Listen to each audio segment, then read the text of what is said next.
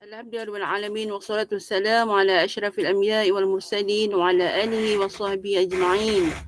Alhamdulillahilladzi hadana li hadza wa ma kunna linahtadiya lahu laula an hadana Allah. Rabbi shrah li sadri wa yassir li amri wa hlul 'uqdatam min lisani yafqahu qawli. Rabbi yassir wa la tu'assir, Rabbi ismin bil khair. Assalamualaikum warahmatullahi wabarakatuh. Ahlan wa sahlan wa Waalaikumsalam. marhaban Al-Fadhil Ustaz Muhammad Khairul Fahmi bin Muhammad Anwar kerana dapat meluangkan masa untuk slot kuliah Isyak pada malam ini dengan tajuk begitu rupanya kisah Nabi Adam dan bacaan surah Al-Mulk seterusnya Ustaz ya. Okay. Yang bahagia Puan Rusniati binti Mansur selaku pengurusi JNI, yang berusaha tim Gema Nur Iman, pengurusan Gema Nur Iman, terima kasih juga dan dia lalukan kehadiran muslimat yang sentiasa mencari ilmu, menambah ilmu dan untuk menyelusuri kisah Nabi Adam. Sorry Ustaz, tergediat lidah saya. Kisah Nabi Adam AS dan mengambil iktibar dari kisah Nabi Adam. InsyaAllah. Bagi memohon keberkatan halaqah pada malam ini, kita jemput Al-Fadhil Ustaz untuk memimpin bacaan Ummul Quran Siril Fatihah. Seterusnya untuk meneruskan kuliah Isyak pada malam ini dan tafadhal masykurah Ustaz. Al-Fatihah. A'udzu billahi minasyaitonir rajim. Bismillahirrahmanirrahim. Alhamdulillahi rabbil alamin. Ar-Rahmanir-Rahim. Maliki yaumiddin. إياك نعبد وإياك نستعين اهدنا الصراط المستقيم صراط الذين أنعمت عليهم غير المغضوب عليهم ولا الضالين.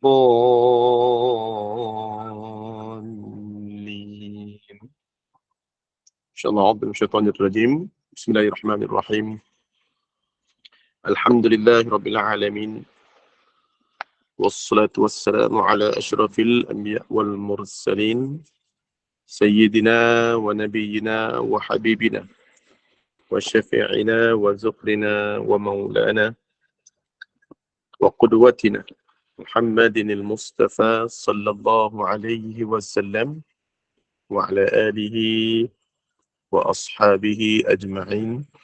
Allahumma ya muqallibal qulub, ya Allah, Engkaulah ya Allah yang boleh membolak-balik hati kami. Sabit qulubana ala dinik, Kau tetapkan hati kami daripada hati yang penuh kelalaian kepada hati yang penuh ketaatan, daripada hati yang penuh hasad kebencian kepada hati yang penuh rahmat dan kasih sayang.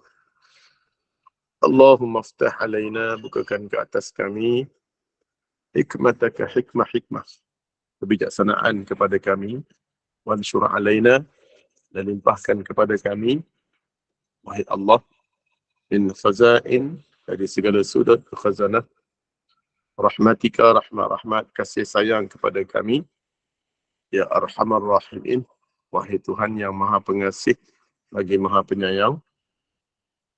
Rabbi syrah li sadri wa yassir li amri wahlul 'uqdatam min lisani yafqahu qawli. Wa sallallahu ala sayyidina Muhammad wa ala alihi wa sahbihi wa sallam. Alhamdulillahi rabbil alamin. Wa ba'du. Assalamualaikum warahmatullahi wabarakatuh. Alhamdulillah, bersyukur pada Allah Subhanahu wa taala dengan nikmat yang telah diberikan kepada kita. Moga-moga menjadikan kita semua orang-orang yang selalu bersyukur. Jadi insyaAllah terus kepada poin, iaitu bab yang terakhir dalam bab aurat. Dalam bab aurat kita akan menutup pada malam ini, iaitu bab yang ke-39. Iaitu yang akan datang masuk bab ke-40. Dia akan masuk dalam bab Adam, Allah mencela, bagaimana Allah memarahi lah, maksudnya murka, marah ketika mana Allah sebut kesalahan Nabi Adam. Itulah. Tapi hari ini bab ke-39, iaitu bab Nabi Adam dan Hawa segera menutup aurat mereka. Itu. Tapi ayat yang masih sama, iaitu ayat surah Al-A'raf ayat 22 lagi. Surah Al-A'raf ayat 22. Iaitu fadallahuma bighurur. Kan? Dan disebabkan itu dapatlah ia menjatuhkan mereka berdua ke dalam larangan dan dengan tipu daya. Falamma dhaqa asy-syajarah badat lahuma sawatuhuma wa tafiqa yakhsifani 'alaihima min waraqil jannah. Setelah mereka memakan buah itu, maka terdedahlah kepada mereka aurat masing-masing. Okey, poin hari ini ialah dia ceritakan bahawa mereka memulai menutup dengan daunan daripada syurga. Maksudnya perkataan mereka memulai. Maksudnya mereka memulai. Maksudnya di sini disebutkan bahawa perkataan tafiqa bermakna syara'an ataupun akhaza, iaitu mula. Maka baru mula. Maksudnya dah berlakunya peristiwa dimakan buah larangan, terbuka aurat, maka baru dimulakan untuk menutupinya. Dan perkataan tafiqa ya'mala kada bermakna dia telah mula membuat sesuatu. Sementara makna yakhsifani telah menghubungkan, melekatkan. Maksudnya perkataan dikata menutup aurat yang aurat itu melekat. Aurat itu melekat. Okey, ada aurat yang ditutup tak melekat. Tapi aurat yang ditutup ni dia mesti menutupi badan dan melekat kat badan. Dia beza melekat ni. Contoh kalau kita pergi umrah. Kan? Kalau ke syarat orang perempuan yang 13 larangan daripada larangan ihram ni ada beberapa, iaitu 13. 13. Antaranya adalah larangan daripada di segi tarafuh. Tarafuh ni bersuka-suka. Antaranya adalah larangan menutup muka bagi wanita. Bagi wanita ni tutup muka, dia mesti syarat dia melekat. Kalau dia melekat je, maka dia kena dam. Tapi kalau dia pakai topi Cina tu, topi Cina kan ada topi kungfu Cina tu, ditutup dengan kirai depan. Kan? Dikirai. Maka tu belum dikira sebagai menutup muka dia. Maksudnya dia tidak dikira sebagai dam. Maksudnya tak kena dam. Sebab dia tutup. Walaupun tak nampak muka dia. Dia tutup juga muka dia. Tapi ditutup dengan dia pakai topi kungfu tu, kemudian dia tutup dengan muka. Kan? Dia walaupun nampak macam dia tutup benda yang sama, dia punya asalnya tutup juga. Tapi tutupan itu dia tidak kena dam. Yang kena dam ni ditutup dengan niqab ke, dengan face mask sebagainya, tanpa ada mudarat dan sebagainya, maka baru dia kena dam. Baru dia kena dam. Okey, faham Okey. Tapi kali ni syarat dikata tadi bahawa yakhsifan ni dia menutup dengan keadaan melekat. Melekat. Dia menutup dan menyentuh badannya tu. Maksudnya dia bukan tutup dengan kotak. Tutup dengan kotak kan, kalau kita tutup aurat kan tak wajib pakai tudung. Tapi yang penting tutup auratnya. Kalau kita pakai kotak pun boleh jalan pakai kotak, ramai jalan pakai kotak. Maka tu tutup. Rambut kita ni pun kalau kita tutup dengan kotak ke tudung saji boleh, tak ada masalah kalau jalan. Tapi syarat kita menutup aurat. Maksudnya disebut sini adalah syaratnya adalah mesti dia menutup aurat dia. Okey. Jadinya ketika itu disebut bahawa untuk menghubungkan melekat pada si pula itu membaiki seliparnya untuk menghubungkan melekat dan menjahit seliparnya. Okey, itulah dia lekatkan selipar. Apakah sebenarnya yang terjadi? Okey. Dengan hanya memakan buah daripada pokok yang dilarang, kedua-dua aurat mereka telah didedahkan. Apabila mereka mengetahui bahawa yang didedahkan itu ialah aurat mereka, bahawa lalu dengan segera mereka menutup dan melindunginya. Sesungguhnya pada ketika itu, mereka sedang berada dalam syurga. Ingat, pertama sekali mereka sedang berada dalam syurga. Jadi daun-daun pokok ni disebutkan bahawa semuanya lebar. Dan besar dan juga lembut. Pada waktu itu juga mereka berada betul-betul di bawah pohon syurga. Setelah mereka merasakan bahawa bahagian yang terdedah daripada tubuh mereka ini ialah aurat, lalu mereka bertindak balas secara spontan dan bergerak dengan pantas tanpa berfikir panjang.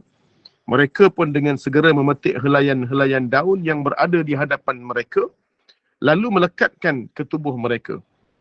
Mereka cuba menutup aurat dengan daun-daun tersebut agar tidak ada sesiapa atau apa-apa pun yang melihatnya. Mereka berasa malu disebabkan aurat yang terdedah, lalu menutupnya dengan segera. Jadi dekat sini bermulanya fitrah manusia.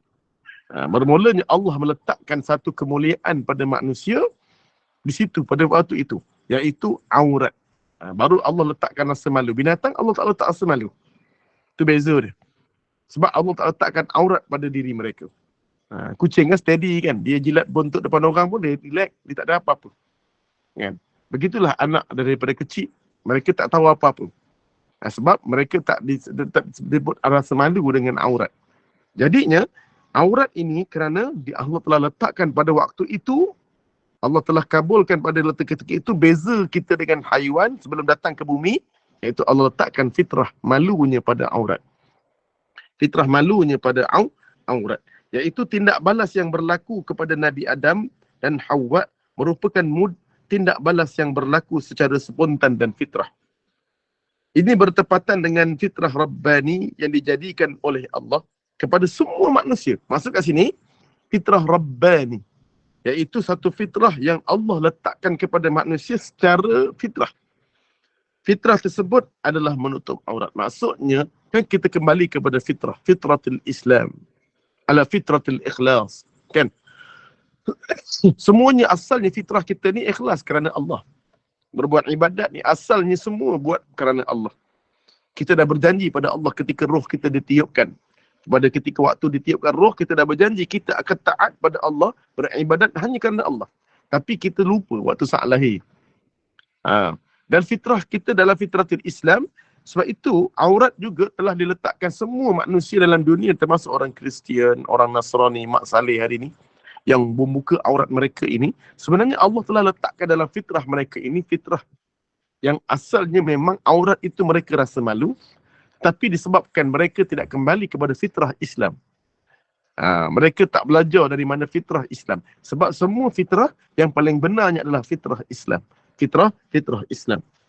Jadinya, bila dikembali kepada fitrah, tindak balas yang berlaku kepada Nabi Adam dan Hawa merupakan tindak balas yang berlaku secara spontan dan menunjukkan itu adalah fitrah.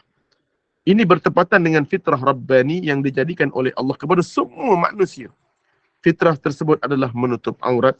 Sesungguhnya Nabi Adam dan Hawa, saya baca dulu, cepat-cepat menutup aurat mereka setelah mengetahui bahawa anggota tersebut adalah aurat. Ini berlaku sebelum Allah memerintahkan mereka supaya menutup aurat. Ini bermakna Allah telah menjadikan fitrah ini pada setiap diri manusia sejak diciptakan.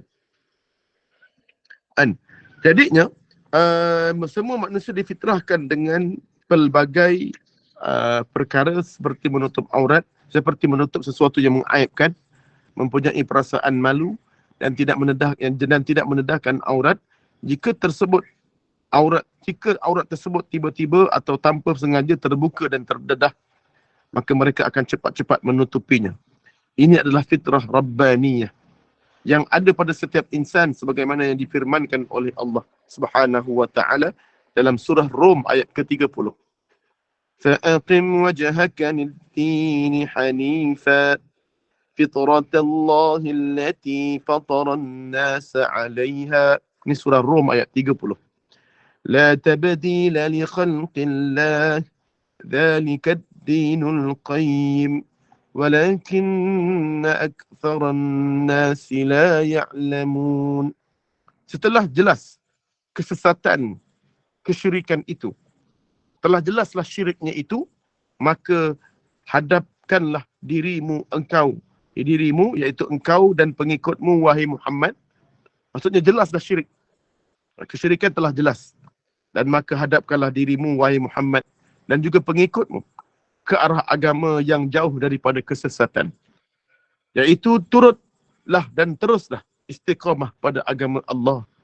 Iaitu agama yang menciptakan manusia dengan keadaan bersedia dan semula jadi dan keadaan fitrah.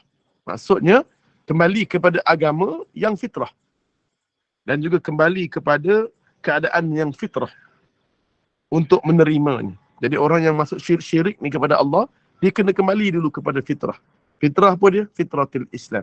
Apa fitrah Islam? Malu dengan aurat. Malu dengan aurat. Jadinya, dikata menerimanya dan tidaklah patut ada sebarang perubahan pada ciptaan Allah itu. Itulah agama yang betul dan lurus.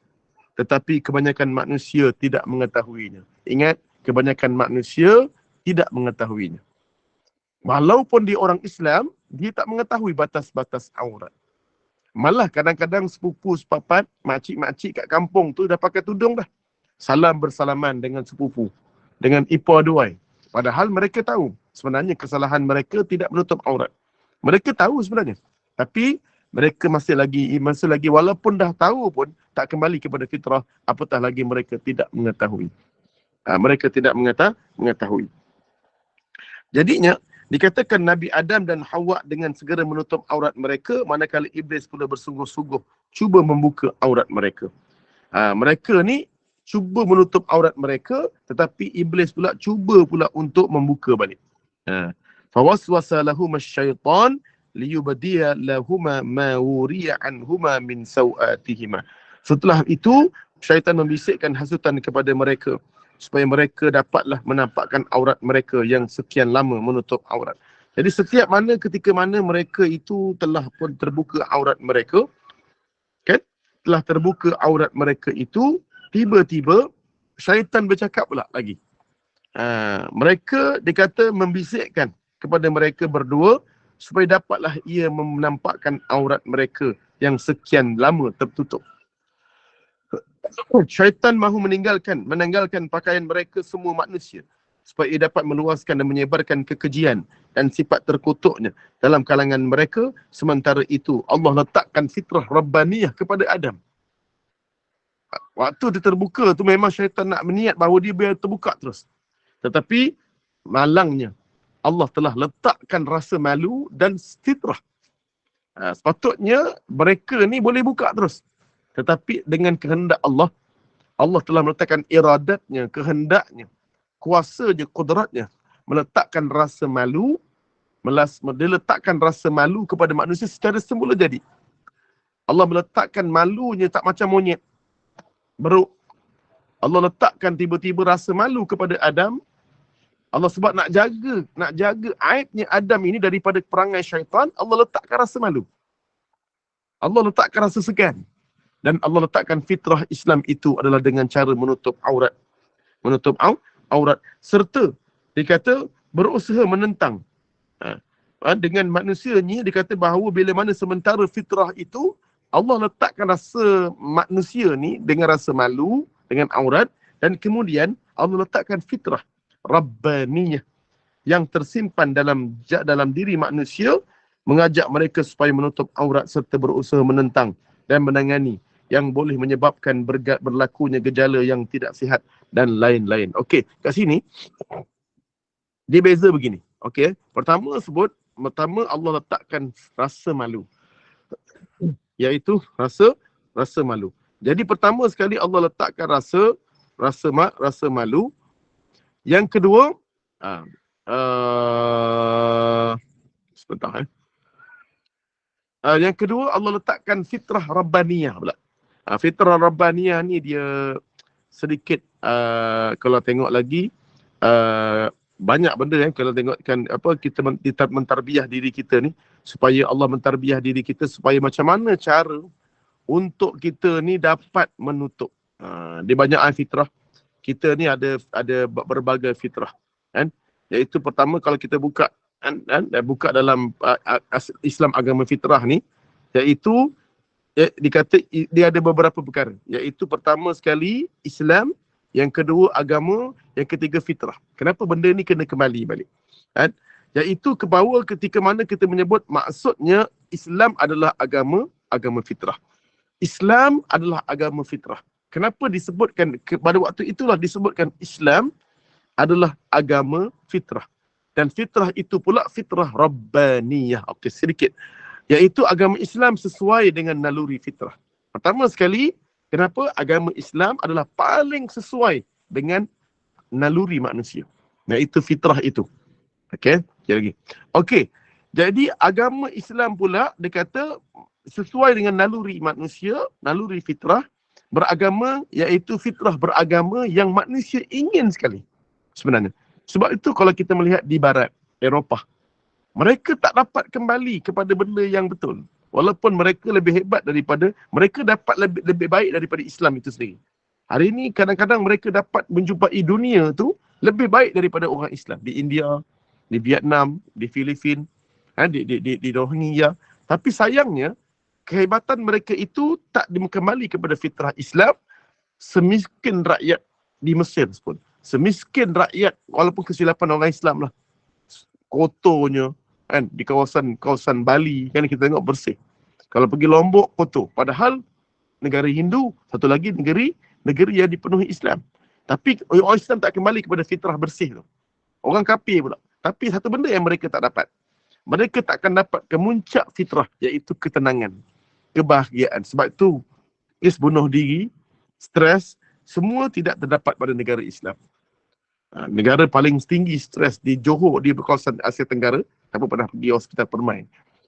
Hospital gila. Cuba tanya dengan dia. Kawasan negara ataupun negara yang paling tinggi stres, antaranya Jepun. Top 10 antara di Asia. Jepun, Korea. Maksudnya negara yang dikatakan stres ni, negara maju. Negara maju. Dan kes bunuh diri tertinggi dalam dunia ni US. Pun negara maju. Saya ingatkan tadi negara yang akan stres ni Somalia, Nigeria. Saya ingatkan begitu. Saya ingatkan tadi Rohingya. Mereka tidak, rupa-rupanya negara paling tinggi stres adalah kes bunuh diri kerana masalah sosial dan negara-negara yang kita nampak paling tinggi ekonomi dia. Maksudnya belajar ekonomi kekayaan tidak boleh mengembalikan diri kepada fitrah manusia, iaitu ketenangan dalam hidup.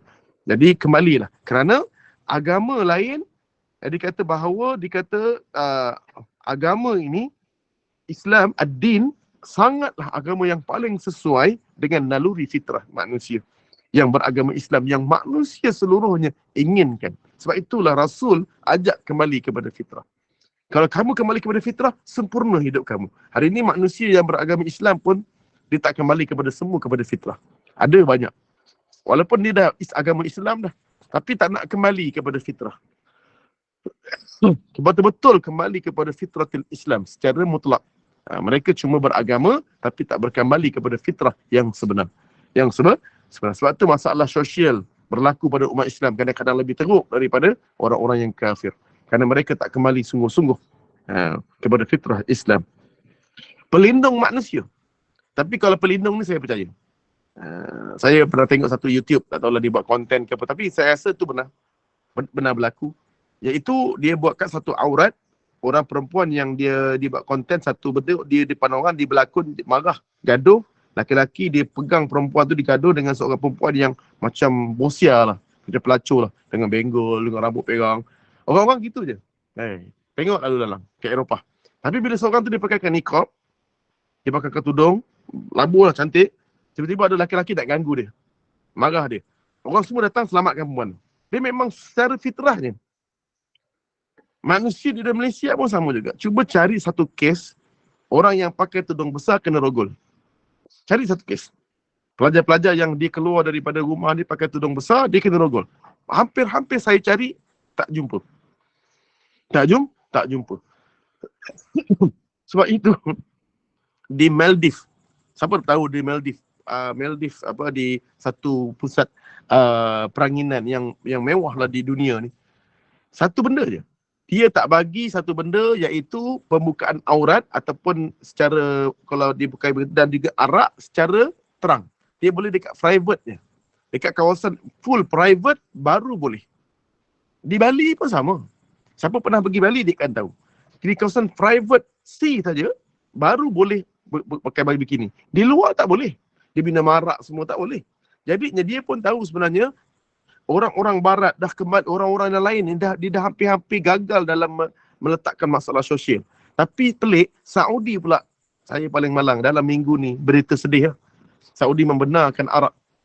Membenarkan arak selama 72 tahun. Arak telah diharamkan di seluruh negara Saudi. Tapi diharamkan cuma di kawasan Haramain saja. Kawasan luar dah boleh masuk arak. Di negeri Saudi, orang-orang di negeri Bali, di Eropah dah mula melihat bahawa arak merupakan satu perkara aurat, merupakan satu perkara yang buruk. tapi mereka orang Islam atas nama dakwah. Atas nama dakwah. Saya pernah cerita tak? Tapi ni saya nak cerita sedikit lah. Ini kisah yang agak memalukan. Tetapi saya ni cerita ni pada tahun sebelum PKP. Waktu tu gempa bumi di Bali, di Sumatera. Di Sumatera. Kalau masa tu, saya dah lepas daripada sebulan, saya memang dah beli tiket lah kapal terbang. Saya pergi ke Madura, turun di kawasan Madura, dan kemudian Surabaya. Saya berjalan Madura dan kemudian saya pusing Madura beberapa hari, kemudian saya ke Surabaya dengan isteri dan anak saya 3 orang waktu. Anak saya baru 3. Kerana lama anak saya baru 3 waktu tu belum PKP. Dan kemudian dari Surabaya saya pergi ke Malang, Batu, naik Bromo lah. Perjalanan tu seminggu. Kemudian terus saya pergi kejap dekat masa tu saya nak pergi ke Universiti Malang. Orang rumah saya dia punya core prop dia ada kat situ. Masa PhD dia lah masa tu sebelum dia habis. Jadinya pergi dan kemudian duduk dalam beberapa hari. Siap, saya terus pergi ke Bali selama 16 jam perjalanan naik bas. Sampai Bali, okey ni poin Bali lah. Saya waktu tu nak check in. Sebab daripada saya nak pergi lama dekat Lombok. Nak pergi ke Lombok 10 hari. Saya nak lepak kat Lombok, lama lah. Tapi sementara pergi ke Bali tu mesti lalu Bali. Sampai Bali, saya nak tengok Bali tu macam mana. Okey, Bali tak ada masalah. Sebab dia private dia. Yang lain semua okey. Kemas. Orang-orang dia tutup aurat. Walaupun dia Hindu, tapi pakaian dia sangat-sangat baik. Jadi saya pergi, tapi waktu dekat satu pool dekat hotel tu, ada orang Arab yang pakai niqab. Perempuan. 2 orang ke gitu. Dan laki-laki. Laki-laki tu pakai seluar steng lah. Okey. Lepas tu saya pun, dia dah berbual. Masa saya lah, masa nak reception. Saya pun kembali kepada, dia dah ada reception. Dia datang seorang laki-laki tu, saya berbual. Minin, saya tahu dia Arab. Sebab dia cakap bahasa Arab susah. Mesti Arab ni bukan Arab Mesir. Bukan Arab Yaman. Ni mesti Arab, dia Arab Saudi. Dengan jawapan dia, dia kata, ana min Makkah. Makkah. Tapi dia duduk di Riyadh. Dia duduk di Riyadh, tapi dia asal daripada Makkah. Okey lah, dia pakai seluar pendek tu. Seluar steng. Okey, tak ada masalah. Tapi besok saya kenal lelaki tu 5 orang. Tapi besoknya, masa anak-anak saya nak mandi pagi-pagi tu lepas sarapan, dekat pool, ada sekumpulan lelaki yang sama 5 orang tu lah. Dan saya nampak ada 2 orang perempuan yang saya tak kenal lah. Sebab 2 orang perempuan yang malam tadi pakai niqab. Yang sama lah pakai niqab. Tapi saya yakin 2 orang perempuan yang bersama dengan 5 orang lelaki tu lah 2 orang perempuan yang pakai niqab tu. Tapi dia pakai bikini. Pada waktu tu. Saya tak tahu kenapa Saudi jadi macam ni. Dia boleh pakai niqab tapi dengan hari yang sama dia keluar daripada Mekah, dia keluar daripada Saudi, dia boleh bogel, dia boleh pakai bikini. Saya tak faham dengan macam mana yang diajar di Saudi. Kan? Apa yang terjadi dengan negara dia orang? Bila keluar daripada negara dia orangnya, dia punya sosial tak sama dengan di Malaysia. Kalau macam kita kan, kalau orang tu pakai tudung di Malaysia, di luar dia pakai tudung. Tetap juga pakai benda yang sama.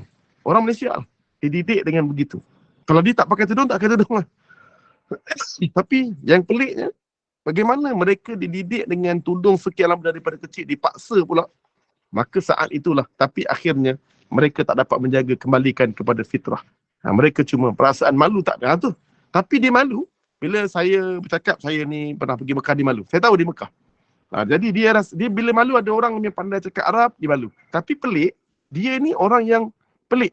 Bila dia tahu tak ada orang lain, maka dia tak ada rasa malu. Bukan sini je kot. Kalau kita pergi KL pun, Sunway, punya ramai yang pergi bilik air dalam keadaan niqab, keluar dalam keadaan jeans, tak pakai tudung, perang rambut. Sebenarnya kalau pergi ke Sunway, Pyramid, paling banyak orang Arab. Semua rambut perang. Itu Saudi tu, bukan orang lain. Padahal dekat tempat dia, niqab. Itu pertama yang saya nampak macam ada sedikit kecewa juga dengan Saudi punya cara. Saudi punya cara didikan mereka tu bagaimana. Mereka lebih kepada zikir bid'ah, solat bid'ah, azan lepas salawat bid'ah. Itu hari-hari dia fikir. Tapi dia tidak mendidik manusia daripada hati. Mendidik daripada hati manusia. Jadinya, ketika mana manusia ini dididik daripada maksudnya pelindung manusia. Maksudnya aurat ni sebenarnya pelindung manusia. Setiap bayi yang dilahirkan berada dalam keadaan fitrah. Iaitu mengakui kebenaran. Tetapi mereka akhirnya lupa kepada agama start daripada bayi. Sebab tu waktu tu kita kena ajar dia didik dengan fitrah. Daripada kecil. Sebab dia lupa dah. Kecil dan pembesaran dia dengan fitrah Islam. Maksudnya bukan kita wajibkan pakai tudung je. Tapi kita kena didik dia dengan rasa malu. Rasa malu, rasa malu, rasa malu, rasa malu, rasa malu. Ini kalau kita didik dia dengan tudung tapi tak mengajar dia dengan fitrah Islam, maka mereka akan gagal. Mereka akan gagal suatu hari nanti. Mereka akan culture shock. Culture shock suatu hari nanti sebab mereka tak dididik dengan iman dan taqwa. Dan taqwa. Okey, kembali balik kepada ilmu. Okey. Jadinya ketika ini disebutkan bahawa syaitan dikata meletakkan bahawa pakaian, mahu menanggalkan semua pakaian, tetapi bila Allah letakkan kemudian fitrah Rabbaniyah yang mendidik. Maksudnya letakkan kepada fitrah kejadian manusia kepada perlunya agama. Ini fitrah Rabbaniyah. Bukan fitrah biasa-biasa tau. Tapi fitrah Rabbaniyah yang meletakkan bahawa fitrah kejadian manusia yang mengakui perluannya beragama. Itu namanya fitrah Rabbaniyah. Kita kembali kepada fitrah, bukan fitrah manusia. Fitrah manusia tu aurat yang dia rasa malu. Itu fitrah yang pertama. Semua orang tahu aurat dia malu rasa. Tetapi fitrah yang kedua adalah fitrah Rabbaniyah, yang fitrah yang membawa manusia ni mengakui keperluan kepada agama. Untuk pertama, membantu manusia mengetahui hakikat alam. Kerana akal manusia terbatas. Memerlukan fitrah agama iaitu Al-Quran dan hadis. Yang kedua, fitrah Rabbaniyah dapat daripada mana? Iaitu kerana apa? Untuk membantu manusia mengenali hakikat penciptaan dan tujuan kehidupan. Sebab manusia ni memang Allah beri fitrah dia. Iaitu dia ni tahu kalau bogel rasa malu. Lapar makan. Kan? Bila marah, muka merah. Bila suka, ketawa. Ini fitrah. Kan? Tetapi fitrah Rabbaniyah ini adalah fitrah yang memerlukan agama. Fitrah yang semua ni tadi ni, semua memerlukan agama. Bila suka, ketawa. Tapi Nabi kata, ketawa ni boleh menggelapkan hati. Sedih menangis, tapi Nabi kata sedih. Dalam keadaan kalau kamu sedih, ingatlah fa'inna ma'al usri yusra. Sesungguhnya bersama dengan kesusahan itu, kesenangan. Kita malu dengan aurat ni. Rupanya Allah bagi tahu aurat ni sekian. Jadi kembali fitrah manusia adalah senang cerita aurat, kalau nangis, sedih, kalau gembira ketawa, kan? Kalau lapar makan, kan? Kalau ngantuk tidur.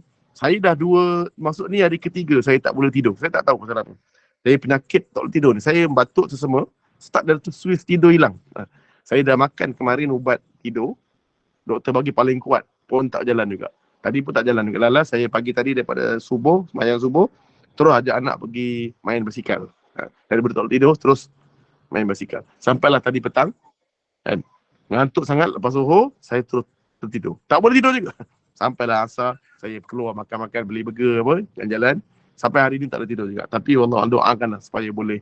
Tak tahu kenapa Swiss tidur dia tak boleh. Nak katakan sedih, tak sedih mana pun. Tapi sebab start daripada sesama dan batuk, dia terus tak boleh tidur. Jarang berlaku pada diri saya. Tapi hari ni berlaku. Okey, jadinya, kemudian untuk membantu, kembali pada fitrah balik, pertama untuk membantu manusia mengetahui hakikat akal. Hakikat akal dan hakikat tujuan kehidupan. Itu pertama. Yang kedua, untuk membantu manusia mengenai hakikat penciptaan dan tujuan kehidupan. Ini fitrah Rabbaniyah. Pertama, untuk bantu manusia mengetahui tentang hakikat akal, hakikat alam. Alam ni. Yang kedua, untuk membantu manusia mengenali hakikat tujuan kehidupan. Alam ni dicipta macam mana? Pertama, bumi ni, langit, Adam, kamu dicipta ni. Yang kedua, tujuan kehidupan kita pula. Yang ketiga, untuk menjelaskan kepada manusia tentang peraturan cara hidup manusia. Cara hidup. Maksudnya, Al-Quran ni datang, pertama sekali untuk menjadikan fitrah Rabbaniyah, untuk mengetahui hakikat alam. Semula jadi. Manusia ni asal mana, jin asal mana, malaikat macam mana, syurga, neraka. Yang kedua, menjadikan hakikat kenapa perlu kita diciptakan untuk sujud kepada Allah. Kalau tak, manusia tak tahu kita ni buat apa kat dunia ni. Sebab tu dia kerja macam monyet. Kerja jaga lagi, solat tidak. Yang ketiga, untuk menjelaskan kepada manusia cara hidup. Cara hidup apa? Lifestyle. Islam is lifestyle. Dulu ada satu lagu, Islam is the way of life the way of truth, the way of light. The Islam is the way of light, the perfect way. Maksudnya Islam adalah cara hidup. Islam adalah cara hidup. Siapa yang jalan Islam ni bukan hanya tudung, bukan hanya makan, tetapi Islam adalah cara hidup. Cara hidup maksudnya seluruh kehidupan kita ni, stres kita, sedih kita, menangis kita, masuk bilik air keluar, senyum kita, macam mana cara berkawan, macam mana cara kita beranak, macam mana cara kita mendidik anak, cara kita bagaimana, semua itu adalah Islam. Kenapa? Ada pertanyaan? Okey. 3 cara itu, dan cara yang keempat adalah itulah selesai, itu je pertama yang penting. Selesai. Okey, wallahualam, itu 3 benda yang kita kena tahu. Rabbaniyah yang penting. Okey. Kena ingat fitrah manusia Allah bagi rasa malu, rasa lapar, rasa nak tidur, rasa ngantuk, rasa suka pada perempuan. Tengok perempuan suka. Kan? Tengok lelaki suka. Itu fitrah. Tapi bukan fitrah Rabbaniyah. Fitrah Rabbaniyah itulah dia wajib kembali kepada agama. Okey, Kak Azrina, insya-Allah. Assalamualaikum Ustaz.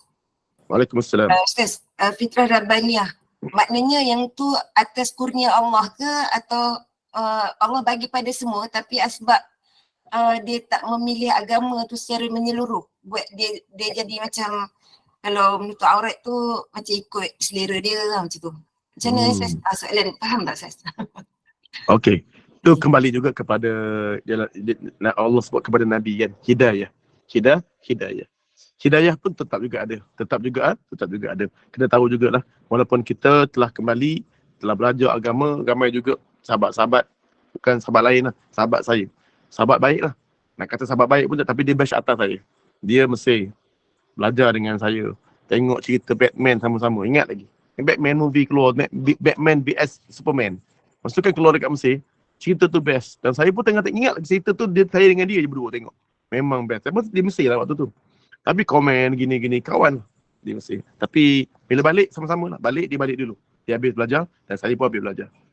Tapi bila dekat Facebook, kawan-kawan alumni dan sebagainya, dia ni kerja lain kerja bagian perkapalan. Perkapalan. Tapi yang paling malang, dia memilih seorang isteri yang tidak menutup aurat. Malah bukan tidak menutup aurat yang biasa-biasa, tapi pakai singlet isteri dia. Singlet yang nipis tau. Nipis, dia ada tali nipis, kemudian keluar gini. Lepas tu memang pakai skirt atas lutut. Dia akan suka pakai skirt atas lutut. Isteri dia. Jadi ni betul-betul malang. Betul-betul malang. Kawan baik. Jadi ni ada agama ni. Orang yang ada agama, yang belajar Al-Quran, hafal Quran 10 juzuk. Tapi bila mana mencari isteri, tidak kembali kepada fitrah. Kembali kepada fitrah. Jadi sahabat-sahabat yang lain ni tegurlah. Tapi tak sangka jawapan ni jawapan yang bodoh. Jawapan bodoh. Apa jawapan dia bila orang tegur? Dia kata yang masing-masing ni semua dah ahli syurga ke? Dah confirm syurga ke? Ini soalan bodoh. Soalan bodoh yang biasa orang kafir, orang munafik, orang fasik akan jawab. Satu benda yang saya bertanya dengan dia, nanti saat mana isteri kita berzina satu hari dengan orang lain. Bila kita cakap, kau berzina ni, kau ni berdosa. Nanti isteri kita akan cakap apa? Abang yang tak berzina ni belum tentu masuk syurga. Kita nak jawab apa? Kalau begitulah jawapan dia kan jawapan bodoh. Orang yang menutup aurat dengan betul belum tentu masuk syurga. Sama juga dengan kita balik rumah, nanti kita tengok anak kita makan babi. Makan babi. Nanti anak kita pula, kita tegur anak kita, Man, kenapa kau makan babi, kan haram? Mak yang makan ayam belum tentu masuk syurga. Macam ni soalan pun ada. Sampai bila tak game? Kan? Yang pakai tudung cakap kau tak pakai tudung berdosa, kau yang pakai tudung belum tentu masuk syurga. Habis yang kau makan ayam belum tentu masuk syurga. Baik aku makan babi. Begitulah jawapan manusia yang memang dia memang sekadar untuk orang begini jangan berdebat. Sebab akan menjauhkan mereka daripada Allah. Sebab dia tahu, yang ni masalahnya dia tahu dan dia sangat tahu tentang aurat. Tetapi tak tahu kenapa mereka boleh lari daripada dia ni, boleh terlari sedikit daripada fitrah Islam yang sebenar. Saya tak tahu, dia mungkin kehidupan keluarga dia ke hitam daripada sudut dia ni lupa ke. Tapi memang ada orang yang telah menjadi baik, budak sahabat saya satu kampung, pondok daripada kecil. Tetapi bila saya jumpa dengan dia, tu ngeteh-ngeteh, yang saya nampak dia adalah orang yang ni, baju saya bawah saya sikit lah. Ni, bengal ni. Ni apa ni, tindik ada. Padahal dia dulu daripada kecil bapak dia dah meninggal. Tapi dulu daripada kecil bapak dia hantar pondok daripada kecil. Sampai bapak dia kata dia hantar sekolah-sekolah. Saya hantar sekolah-sekolah sebab tapi saya sekolah Arab. Saya sekolah rendah Inggeris. Lepas tu hantar sekolah menengah Arab. Tapi bapak dia kata belajar bahasa tu bahasa sekolah. English bahasa sekolah, matematik tu sekolah. Bapak dia memang ketat. Tapi tak sangka bila bapak dia meninggal, anak-anak dia ni yang dah belajar hafiz, jadi culture shock. Habis. Akhirnya menyalahkan bapak dia pula. Saya pun tak faham kenapa benda begini. Sebenarnya satu benda, mereka tak mendidik dengan fitrah manusia. Pertama sekali lah. Sebab kita ada juga fitrah. Manusia ni, kak, bonda-bonda semua juga ada fitrah. Saya belajar dari kaunselor, manusia ni ada fitrah. Suka hiburan. Suka apa? Kita kena tahu anak kita ni suka hiburan. Anak kita suka ini. Jadi kita, satu benda yang saya belajar, manusia ni tidak boleh kita terus mendesak dia dengan cepat. Manusia ni kena rabbaniyah. Mana ni fitrah rabbaniyah?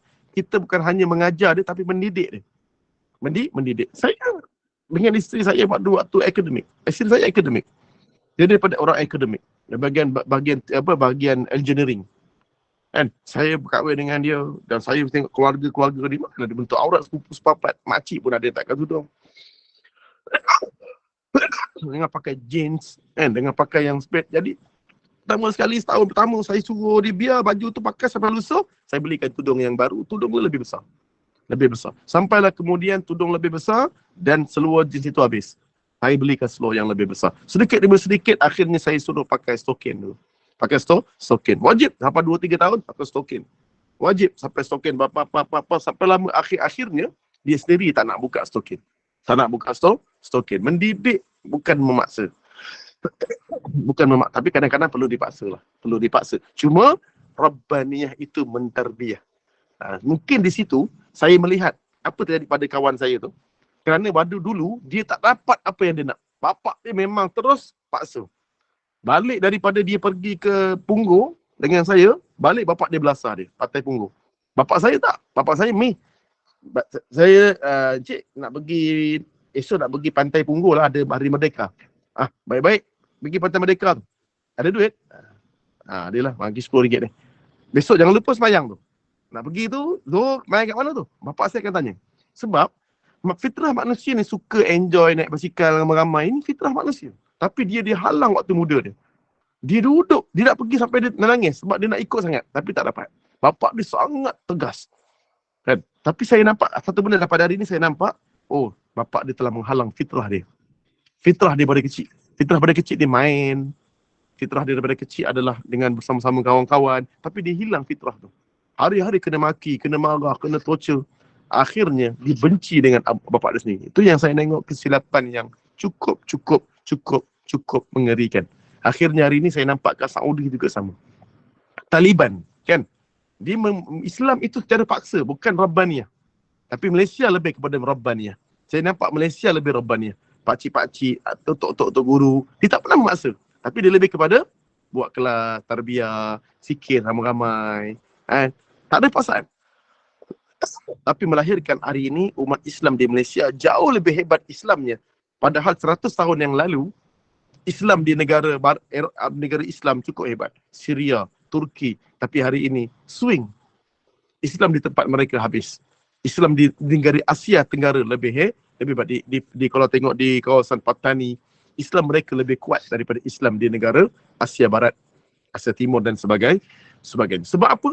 Kerana dia tak mentarbiyah. Mereka ingat di kawasan orang-orang di kawasan Taliban paksa. Maka menjadikan orang lebih baik. Tidak. Sebenarnya mereka perlu mentarbiyah anak-anak didik mereka. Jadi kat sinilah disebutkan Islam itu tarbiyah. Kembali kepada fitrah yang mentarbiyah. Jadi bila kita belajar dalam akhlak ini, maka ingat kalau kita nak didik anak kita dengan aurat, didiklah dengan tarbiyah. Didiklah dengan penuh lemah lembut, bukan paksaan. Bukan paksaan tak paksa pun daripada kecil kalau kita ajar dia pakai tudung, tak pernah pun paksa. Kalau dia katakanlah memang anak kita ni, saya pernah jumpa dengan orang yang dia bukan orang baik asal, dia suka karaoke. Ni orang bukan orang baik lah. Saya tak tahu, saya keluarga daripada keluarga biasa, keluarga agama. Dia ni orang baik. Dia ni orang yang memang kaki karaoke dengan isteri memang dulu seksi. Dia pun dulu tak pas semayang. Jadi dia kata, Ustaz, saya ni baru baik, gini itulah. Kadang-kadang anak-anak saya ni gini. Boleh tak Ustaz? Dia ni kadang-kadang suka pergi karaoke dengan kawan-kawan. Boleh tak saya ajak dia pergi karaoke? Cuba kalau dia suka pergi karaoke dengan kawan-kawan, cuba sekali-sekala, bapak dia tu lah Pak Haji, Bang, abang cuba hari Minggu ajak anak-anak pergi karaoke. Saya bagi tahu dia, sebab ni diri dia, keluarga dia. Cuba abang bawa sekali. Sebab dia tu seronok dengan kawan dia, sebab kawan dia tu cuba kena ikut cara Luqmanul Hikmah dalam surah Luqman. Pertama dia nak tegur anak, dia mau izah. Dia bercampur dengan anak dulu. Berbuat baik dengan anak. Kemudian barulah dia tegur anak dia. Hari ni kita datang terus tegur anak. Tak boleh. Kita kena campur dengan anak. Anak suka apa? Karaoke. Contohnya, saya kata dengan dia, okey abang, cubalah satu hari ajak isteri, ajak abang pergi Alibaba, karaoke dalam box, dalam bilik. Kadang keluarga, anak, isteri, cuba. Memang minatnya karaoke. Cuba sekali pergi karaoke dengan keluarga. Pergi nyanyi dengan dia. Pergi melalak dalam karaoke. Sebab memang kaki karaoke semua. Hanya melak. Sebab apa? Kalau nak bagi dia ni nak berhenti karaoke, payah. Jadi kita yang bawa dia pergi. Kalau dia nak pergi wayang, okey pergi. Kalau dia memang bukan keluarga yang baik, saya kata tadi, nak pergi dengan kawan, boleh, ayah hantar. Ayah hantar. Tapi nanti kejap lah, ayah nak pergi ke bawah dengan mak, awak pergi karaoke, nanti pergi wayang, nanti pukul 3 jumpa kat sini balik. Benda tu kena bimbing dia. Kena bimbing. Jangan paksa. Sebab kita sendiri dahulu pun jahat, dan kita tiba-tiba nak paksa anak kita, memang tak boleh. Sebab dulu kita yang didik daripada kecil dengan salah tarbiyah. Tiba-tiba kita nak didik anak kita dengan cara yang menekan, akhirnya banyak perceraian berlaku. Suami isteri, anak beranak mula bercerai. Sebab anak-anak kata bapak bajet baik. Mak dah gini perangainya, garang, tak semayang, terus rotan. Padahal dulu tak pernah ajar solat. Tak pernah ajar solat. Tiba-tiba anak main game, bakar game. Ini satu benda yang mental shock. Mental shock terus. Kan? Sebab itu, saya pernah belajar parenting. Tapi parenting sangat terbaik. Apa dia? Kenapa dikembalikan tarbiyah Rabbaniyah? Kena fitrah agama ni kepada Rabbaniyah. Tapi saya ikut fitrah tu. Apa yang bapa saya dengan masa tu dengan satu syekh belajar, satu guru lah, yang dia pernah sebut satu benda tentang tarbiyah sampai saya ingat sampai sekarang. Apa dia? Masa tu pakcik saya lah, bukan pakcik sepupu gitulah. Dia ngajar anak. Saya temu tengok anak-anak dia teruk hari ni. Saya tengok balik, saya pernah nampak apa yang parenting tu kata betul, yang motivasi tu, iaitu dia memang suka dari dulu kalau anak dia tengah tengok TV, dia terus tutup TV. Kan? Baca buku.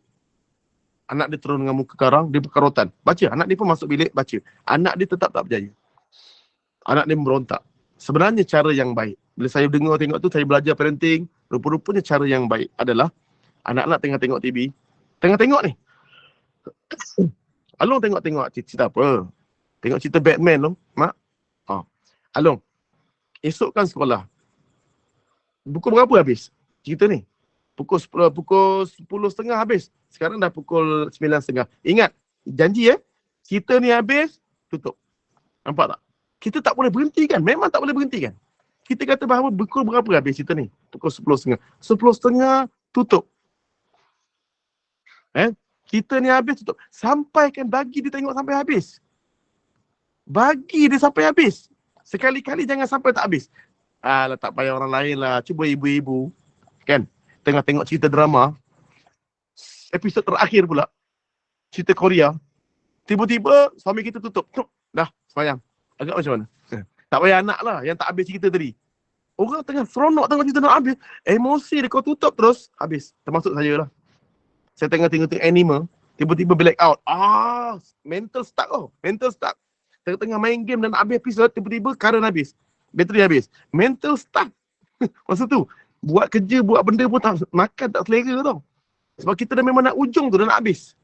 Sebab semua manusia sama je. Cuba bagi arahan, ada logiknya. Kalau main game ni, main game apa tu? Saya guna juga. Main game ni, main game ni. Lama lagi tak tahu. Sekarang pukul 9.30 merah. Pukul 10, Cik nak pastikan mesti dah tak main game lagi. Kan? Okey. Bagi tempoh, bagi dia relax. Sampai pukul 10, Maira, this is time. Dah janji kan? Dia tutup. Sebenarnya, anak kita rupa-rupanya memang boleh. Saya pun mula-mula garang sangat dengan anak, rupa-rupanya cara salah. Paksa, tak boleh rupanya. Rupa-rupanya bagi toleransi, betul? Tapi kalau ada juga yang tak ada toleransi, cakap lah macam mana pun dia tetap main. Ada, saya ambil terus. Dah cakap tadi pukul 10 baru habis. 10 suku masih main. Dia masih main lagi. Fatih, dia masih lagi buka. Fatih, memang kena rotan lah. Memang kena rotan. Yang ni tak ada toleransi lagi dah. Sebab, tapi dia pun tahu kesilapan dia. Fatih, kau tahu tak kau kena rotan kenapa? Kau salah ke apa? Salah, dia ngaku. Sebab, Cik dah bagi tahu. Sekali, 2 kali, 3 kali. Tapi tak buat juga. Macam juga AAS kan. Pertama dah bagi tahu dulu. Di sini ada AAS, sila perlahan. Kedua, ada AAS lagi, sila perlahan. Ketiga, kena saman, tak boleh masuk peguam. Peguam tak boleh selamatkan dia. Sebab, kalau dia tiba-tiba saman, tanpa ada kan kita boleh touch lagi dengan polis JPJ. Kenapa kita kena saman? Tanpa pemberitahuan. Tapi, anak-anak kita boleh rotan waktu tu, sekiranya kita telah memberitahu dia sekian. Okey. Di sini saya kembali balik kepada fitrah manusia malu dan fitrah agama itu adalah fitrah Rabbaniyah. Kenapa? Tarbiyah. Sebab itu kita doa ibu, Allahumma ighfir lana dhunubana wali walidina warhamhum kama rabbawna sighara. Kalau doa sendiri, Allahumma ighfir li dhunubi wali walidayya warhamhuma kama rabbayani. Nampak? Sayangilah ibu dan bapa kami, ya Allah, sebagaimana mereka mendidik, mentarbiah kami kepada fitrah Islam. Mereka tak memaksa tau. Mereka kembalikan kepada kami dengan tarbiah Islam. Didikan. Bukan paksaan, didikan Islam. Sebab itu, ingat, Allah letakkan Islam itu sebagai tarbiah, bukan paksaan. Paksaan. Jadi kembalilah kita kepada fitrah Rabbaniyah. Kita didik kawan-kawan kita bukan dengan fitrah paksaan macam Saudi hari tu. Saya tengok kesilapan dari segi Taliban. Saya kata dia betul. Memang tutup aurat tu betul. Tapi dia Taliban. Dia tidak menterbiah. Dia tidak membetulkan tentang ekonomi. Tentang itu, tentang ini. Tapi dia lebihkan benda yang syadid dengan benda yang terlampau ketat pada suatu isu tetapi tidak menterbiah. Tidak ada toleransi dalam bahagian lain. Jadi wallahu a'lam. Jadi itulah saat mana hari ini, moga-moga kita diberikan kekuatan untuk kembalikan anak-anak kita kepada fitrah Islam, iaitu fitrah Rabbaniyah, iaitu bukan hanya kembalikan kepada agama, tetapi ingat agama itu adalah Rabbaniyah, iaitu kembalikan fitrah manusia kepada agama dengan fitrah Rabbaniyah, didikan, bukan paksaan. Tapi ada juga waktu yang memerlukan kita paksa. Setelah mana kita mentarbiah, tak ada jalan lain, paksa pun kena juga. Jadi wallahu alam, jadi mohon maaf kalau ada kesulitan, kesalahan dan kesilapan kepada diri saya. Saya bukan terbaik, saya cuma baca saja. Saya pun cuba try kepada anak-anak. Ada juga yang gagal. Ada juga yang gagal tahan emosi. Tangan tu dah, tu gagal tu. Tu gagal. Sebab gagal jadi sebagai bapa. Jadi bila dah pukul anak tu dah menyesal pula. Apa bodoh. Sebenarnya kita bila dah terpukul anak, terlempang anak, sebenarnya kita gagal. Kita gagal. Sebab apa? Gagal mentarbiah. Gagal mentarbiah. Sebab Rasulullah tidak pernah begitu. Rasulullah tidak pernah begitu.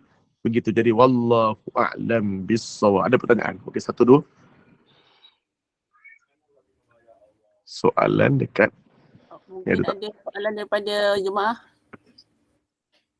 Soalan daripada Waalaikumsalam, Kak Maskiah. soalan ada daripada chat dah, Ustaz. Ada? Maskiah ada soalan? Tak ada. Saya tanyakan, mungkin jemaah ada soalan. Oh, okey. InsyaAllah. Ya. Tak ada tu. Maskiah moderator tu, Ustaz. Oh, Maskiah moderator. Okey. InsyaAllah. Okey, Alhamdulillah.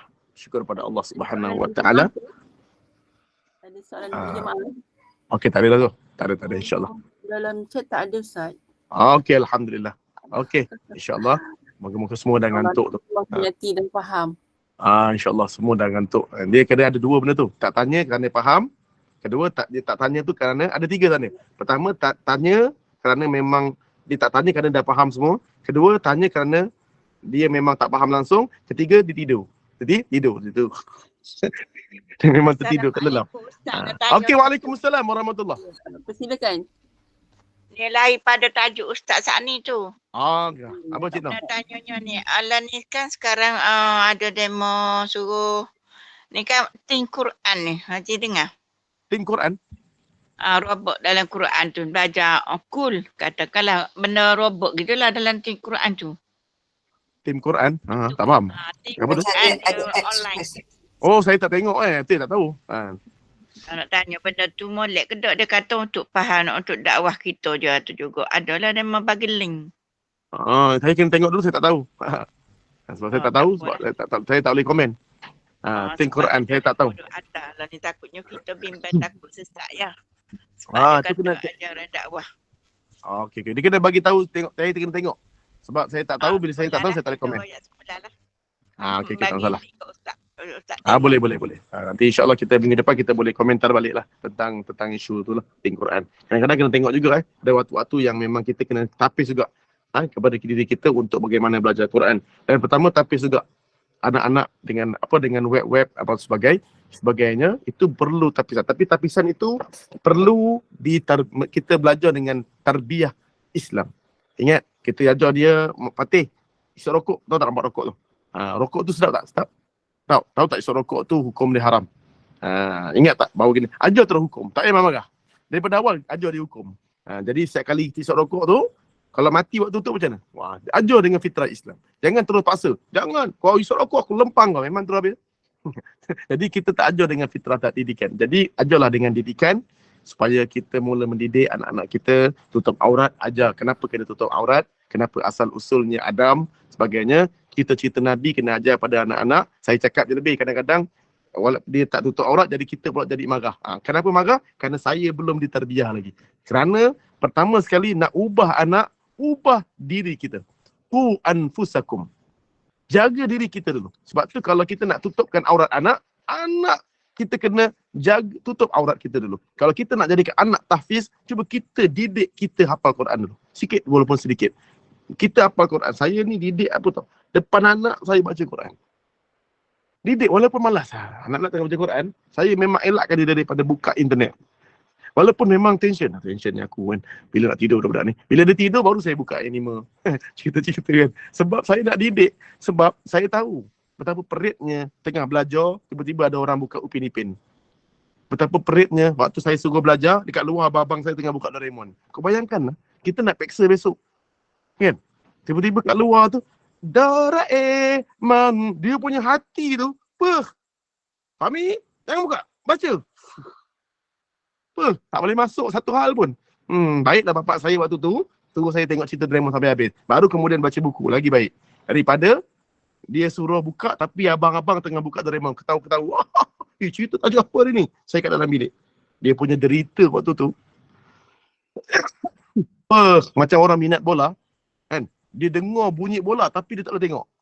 Begitulah. Hari ni kita pun sama juga. Biarlah kita kena, mungkin kita terasa macam tak sesuai, maka kita ubah kepada anak-anak supaya kembalikan fitrah rabbaniyah, bukan paksaan tapi fitrah yang mendidik. Wallahu alam. Kita zikir dengan 3 kali zikir la ilaha illallah, dan kemudian kita akan baca surah Al-Mulk. La ilaha illallah al-malikul haqqul mubin Muhammadun Rasulullah sadiqul wa'dul amin. La ilaha illallah al-malikul haqqul mubin Muhammadun Rasulullah sadiqul wa'dul amin.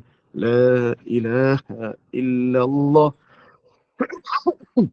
al-malikul haqqul mubin Muhammadun Rasulullah sadiqul wa'dul amin. Al-Fatihah. A'udzu billahi minasyaitonir rajim. Bismillahirrahmanirrahim. Alhamdulillahi rabbil alamin. Ar-Rahmanir Rahim. مالك يوم الدين إياك نعبد وإياك نستعين اهدنا الصراط المستقيم صراط الذين أنعمت عليهم غير المغضوب عليهم ولا الضالين.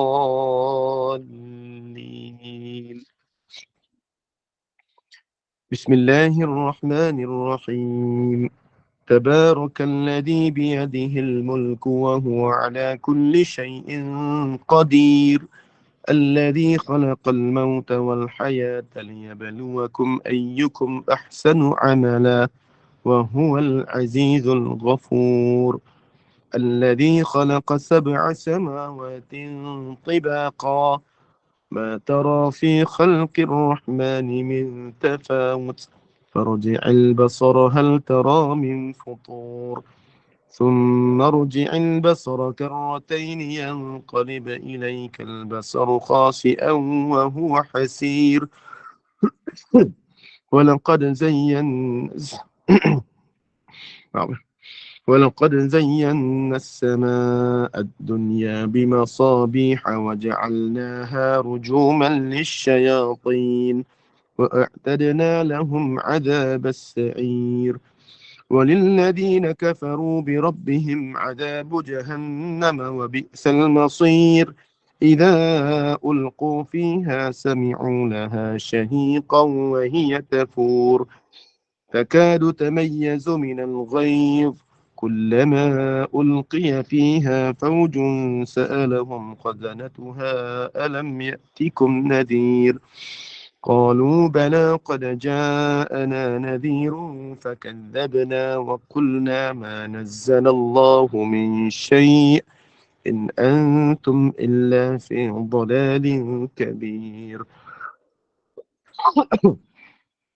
وقالوا لو كنا نسمع أو نعقل ما كنا في أصحاب السعير فاعترفوا بذنبهم فسحقا لأصحاب السعير إن الذين يخشون ربهم بالغيب لهم مغفرة وأجر كبير وأسروا قولكم أو اجهروا به إنه عليم بذات الصدور ألا يعلم من خلق وهو اللطيف الخبير هو الذي جعل لكم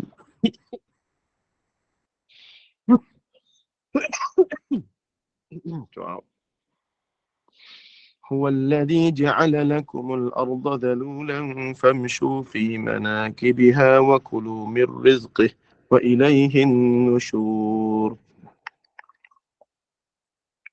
أأمنتم من في السماء أن يخسف بكم الأرض فإذا هي تمور أم أمنتم من في السماء أن يرسل عليكم حاصبا فستعلمون كيف نذير ولقد كذب الذين من قبلهم فكيف كان نكير. بسم الله.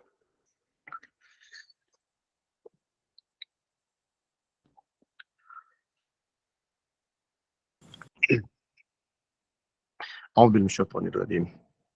أولم يروا إلى الطير فوقهم صافات ويقبضن ما يمسكهن إلا الرحمن إنه بكل شيء بصير أمن هذا الذي هو جند لكم ينصركم من دون الرحمن إن الكافرون إلا في غرور أمن هذا الذي يرزقكم إن أمسك رزقه بل لجوا في عتو ونفور أفمن يمشي مكبا على وجهه أهدى أمن يمشي سويا على صراط مستقيم قل هو الذي أنشأكم وجعل لكم السمع والأبصار والأفئدة قليلا ما تشكرون قل هو الذي ذرأكم في الأرض وإليه تحشرون ويقولون متى هذا الوعد إن كنتم صادقين قل إنما العلم عند الله وإنما أنا نذير مبين فلما رأوه زلفة سيئت وجوه الذين كفروا وقيل هذا الذي كنتم به تدعون قل أرأيتم إن أهلكني الله ومن معي أو رحمنا فمن يجير الكافرين من عذاب أليم قل هو الرحمن آمنا به وعليه توكلنا فستعلمون من هو في ضلال مبين قل أرأيتم إن أصبح ماؤكم غورا فمن يأتيكم بماء معين الله رب العالمين صدق الله العظيم أعوذ بالله من الشيطان الرجيم بسم الله الرحمن الرحيم اللهم ارحمنا بالقرآن واجعله لنا إماما ونورا وهدى ورحمة وشفاء اللهم ذكرنا منه ما نسينا وعلمنا منه ما جهلنا وارزقنا تلاوته آناء الليل وأطراف النهار واجعله لنا حجة يا رب العالمين وصلى الله على سيدنا محمد وعلى آله وصحبه وسلم الحمد لله رب العالمين تقبل الله منكم إنا ومنكم تقبل يا كريم إن شاء الله والله أعلم بالصواب بسم الله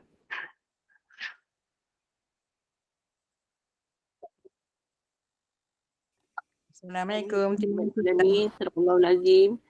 Alhamdulillah. Jazakallahu khairan katsiran. Khairul jazak Ustaz di atas perkongsian ilmu tadi. Semoga ilmu tadi dapat membimbing kita ke arah jalan yang Allah redai. Begitu tadi kisah Nabi Adam dan Siti Hawa di dalam syurga yang digoda oleh syaitan dan terkeluar daripada syurga dan hilang kenikmatan apa yang telah Allah kurniakan selama itu kepada mereka.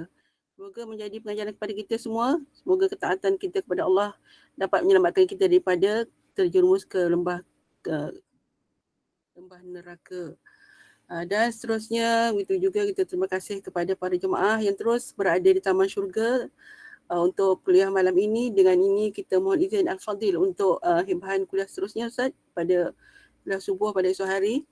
Itu pada jam 7 pagi ya. Ustaz Imam Muda Muhammad Haris Daniel bin Muhammad untuk kuliah bacaan Yasin dan doa. Kemudian saya selaku pengurusi ibadah malam ini mohon kemaafan di atas kekurangan dan kelemahan serta kesilapan sepanjang mengadakan kuliah tadi. Dan sebelum itu kita jemput kepada Ustaz untuk membacakan suratul Asr dan tasbih kafarah. Dan saya sudahi dengan ucapan Assalamualaikum warahmatullahi wabarakatuh. Syukran jazilan. Tafadhal Ustaz. سبحانك اللهم وبحمدك أشهد أن لا إله إلا أنت أستغفرك وأتوب إليك بسم الله الرحمن الرحيم والعصر إن الإنسان لفي خسر إلا الذين آمنوا وعملوا الصالحات وتواصوا بالحق وتواصوا بالصبر أقول قولي هذا وأستغفر الله العظيم لي ولكم ولسائر المسلمين والمسلمات والمؤمنين والمؤمنات وبالله التوفيق والهداية السلام عليكم ورحمة الله وبركاته